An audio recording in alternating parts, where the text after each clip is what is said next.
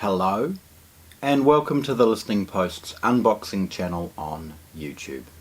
Today I'm opening brand new to my store and probably New Zealand SVS's SB-1000, a 12-inch, approximately 300 watt powered subwoofer that is world acclaimed. It is wonderful to see this product here in New Zealand. It's wonderful to be able to share its unboxing with you today. So, nice and easy. SVS's packaging is relatively muted. Big brown box, a bit of information on all sides.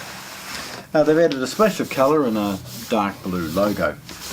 On one side it simply implies the voltage. A bit of information and a pictorial, which is actually the back of the sub. A little bit more information again emulating its voltage. And on one end, the model and serial number. At the top, factory tape, all of those types of things. But most importantly on the top is some basic instructions of how to open this. It tells you, start at the bottom. So we're going to very, very carefully roll this over and open it right here. Now before I do, I'm just going to tip it up and show you this. At the bottom is a fine little scan code that tells you it is an SB-1000 in black ash. Now this model is available in gloss black and gloss white. There's a slight premium in the New Zealand market for those finishes. This is the cheaper model, available in black ash. Okay, opening it really, really easy. As always, just nick the tape at each end and slide it open. Don't run a craft knife across the whole surface. You run the risk, unfortunately, of damaging the product within. So, good idea, just do as I did, nick it, pull it open.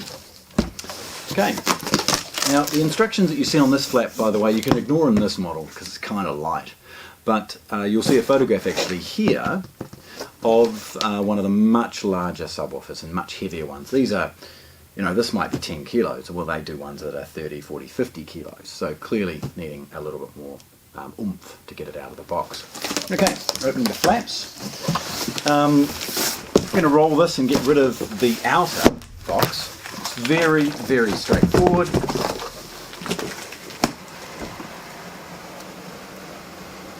Just let gravity do it.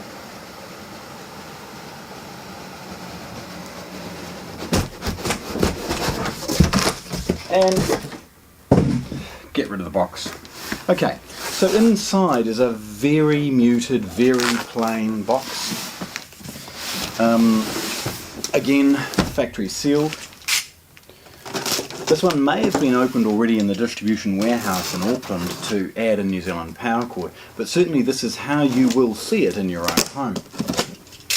Again, nick it, pull it, away you go. Right, very plain packaging in the top there, and look, what I'm going to do is continue the trend and roll this over. Carefully lift the box. Okay, have a look inside.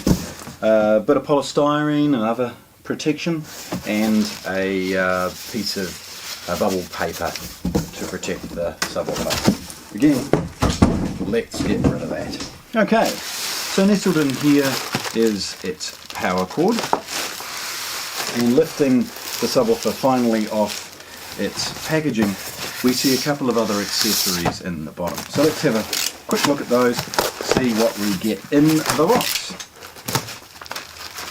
So there's the polystyrene packaging, emulates what we saw at the top. Okay, the accessories, let's start there. So these are sellotaped firmly in place, so a quick nick allows us to separate them. We've got a overseas Singaporean sort of power cord, get rid of that one, don't need it. And we've got an Australian and New Zealand figure 8 power cord. It seems that there's a second one. Obviously the distributor's opened it and gone, hey, I need a power cord. We've ended up with 2. Bonus. And a good but basic setup guide. These are not difficult to get the most out of, so please don't feel that the subwoofers need to be dwelled on as far as getting them operational. You're going to have a lot of fun straight out of the box. But please read the manual, that's where you get that last 10-15% of performance. Again, there's a piece of bubble paper. So rocking the subwoofer around. Okay. Now opening it from this point, the bag is oversized, so it's good and it slips around. A single piece of sellotape held it closed. Rolling the bag off is really easy, and inside is a ginormous desiccant bag in a soft outer to make sure it never scratches it, whether it's the black ash finish or of course the polished ones that are very common. From this point, very, very easy. You just simply slip the bag off and then roll it around. On the base of the subwoofer are some rubberized feet. These can actually be sort of twisted a little bit if required, but realistically you're just going to tighten them up. Okay. So looking at this beautiful box, firstly it's curved. Cost of manufacturing, things should be square and glued and buttered, but a curved box has less issues with standing waves, and with that these simple design elements have meant that the box is more rigid, less likely to cause problems in performance, and it's good to see that even in this budget entry-level product they've opted for a curved cabinet. Spinning it around, we're going to look at the back first. As you would expect from something with such good pedigree, we've got a multitude of inputs and outputs that are useful for you at home. Firstly, we've got speaker level input. This is commonly discarded by many subwoofer manufacturers because it adds a level of complication to the crossover network and componentry. Nevertheless, it allows you to drop tap or run speaker cable to this along with your speakers and let it produce the bass for in a stereo environment, or in an application where you don't have a dedicated LFE or subwoofer output. Above the speaker level, we've got a series of 4 RCA sockets. Those sockets are clearly labelled in and out. Now if you're only using this in a home theatre environment, you're going to use the LFE input. And again, that is very clearly labelled LFE. It's excellent to see that they've thought about that. If I understand correctly, putting a single cable in means that the amplifier detects a mono signal. Putting a second one in helps to defeat part of its electronics and ensure that it's designed to accept a stereo input. The output allows this product to be daisy-chained through a stereo amp or some other application and use its onboard crossover network to bleed the low frequencies away from speakers that may be damaged by the frequencies a subwoofer is designed to do well. Looking across the subwoofer, we've got a figure 8 power cord input and a basic rocker switch. Good quality, nice, good firm click. We turn that on and off. There's a cautionary label above that which talks about the high voltage, all of those things as you would expect.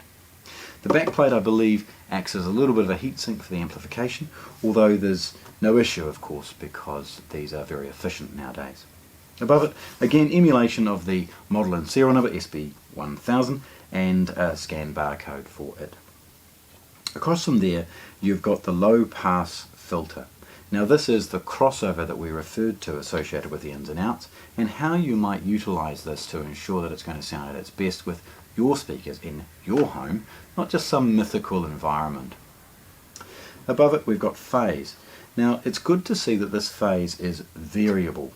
Many subwoofers have a simple switch in or out of phase, but it doesn't necessarily allow for unique placement or some problematic rooms where you may have phase issues. So it's good to know that this is multiple steps all the way from 0 to 180 degrees. By the way, have a play around with this. 0, probably where you would start in most applications. 180, just to see what's going on. But you'd be surprised how much a very small change of phase can affect the bass in your room. If you've got the time, have a play. Above that, very simple. It's the volume control. How much bass do you want? Do you want it to sound aggressive and loud, or do you want it to sound subtle and even tempoed? That's for you to choose. Spinning around, again, having a look at this beautiful cabinet, nice curves, and of course, the front. Now, the front grille, other than the fact it's got an SVS logo, is relatively muted and relatively boring. Taking this off, as you would expect, this needs to be pried away.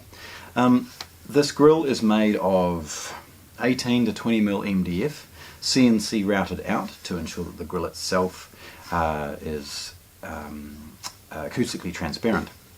The grill, in fact, hang around for some photographs. I'll make sure I take some photos of this in particular, because the grill is very, very well made.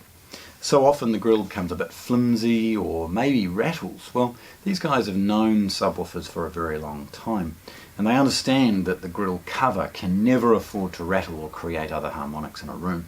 So it's good to see that it's very, very well built. The driver itself, okay. This is an SVS 12-inch driver. It's brilliantly made, it's got great excursion. Everything about this tells you that the product will perform well, and it does in the real world. Big rubber annulus, very well built. You're not going to have any decay or issues with that, and again, big 12-inch driver. The version of this that is the SP for port has a 10-inch driver allowing enough space for a port. This is the 12 and it's sealed.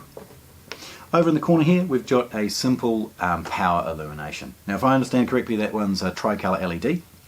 You've got standby and red, on and blue, all of those types of things. It'll let you know what's going on very easily. It's bolted in place, it's very, very well built, and this nuggety little subwoofer is brilliant value. In fact, to be honest, one of the best, if not the best, subwoofer in its price.